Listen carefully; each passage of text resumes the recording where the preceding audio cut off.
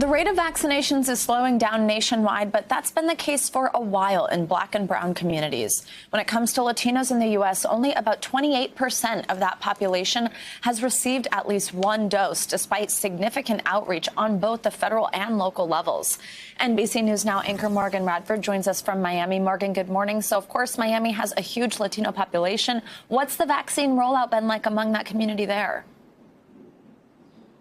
I have to tell you, it's been an interesting journey here in Miami, Savannah, because as you mentioned, that 28% number of Latinos across the country who have received at least one dose of their vaccine. Here in Miami, that number is a teeny bit higher. It's at about 40%. But if you think about it, that's about half of the 80% of their white counterparts here in Miami. But the good news is that while those numbers are lagging, we are seeing at least a 10% increase, especially within the last month in states like Florida, California, Texas, that do have heavy Latino populations. But when we talk to people on the ground here, they say there's still a lot of concerns. Some people are hesitant because of rumors they heard, and some because they don't yet have their immigration papers. Take a listen to what one woman, Catherine, told me yesterday. She is undocumented currently, and that's why we're not using her last name. But listen to what she said the people in her community are saying about the vaccine.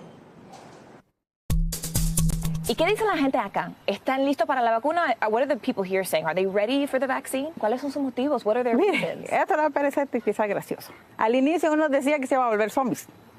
¿Que va a volver? Zombies. Someone actually said you're going to turn into zombies. So you've heard rumors that by taking the vaccine, people would actually turn into zombies. Miedo a que al ponerle la vacuna les introducían un chip. So people also thought that by taking the vaccine, they would have a chip injected. Exacto. So these are the types of discussions people are having with their family members, their colleagues on places like WhatsApp. And so that's where a lot of this disinformation is spreading. So to combat that, we spoke to people from the Guatemalan Mayan organization, and they are the people who have helped exactly people like Catherine, other people in a heavily farm worker community, places where they're saying people have to go to work together in crowds. And so they're using those crowds to help combat that misinformation, but also give them the tools they need to know what accurate information about the vaccine looks like. Take a listen to Mariana. She is someone who is the assistant director of that Guatemalan Mayan Foundation. And listen to what she's doing, these creative measures she's taking to get the word out there. Take a listen.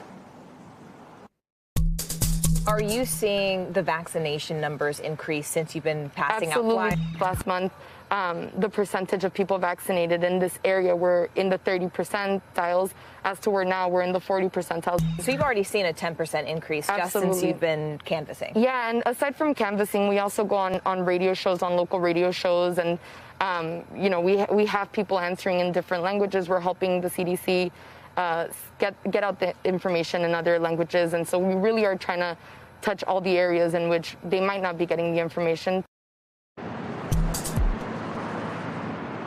She goes on local radio shows like Visión Latina that's hosted by Abraham Segundo. And there they even partner with the Mexican consulate to make sure that not only information is provided in Spanish, but you have to remember a lot of these people in communities, for example, from Guatemala, they have local dialects that aren't Spanish. And so they're making sure they can even partner with the CDC to get that information translated in their native tongue, Savannah. Morgan, it's great to hear about these local targeted efforts because that's what people need. They need to understand it in the way that is best for them in order to get the shot. Morgan, great reporting. Thanks so much. Hey, NBC News viewers, thanks for checking out our YouTube channel. Subscribe by clicking on that button down here and click on any of the videos over here to watch the latest interviews, show highlights, and digital exclusives. Thanks for watching.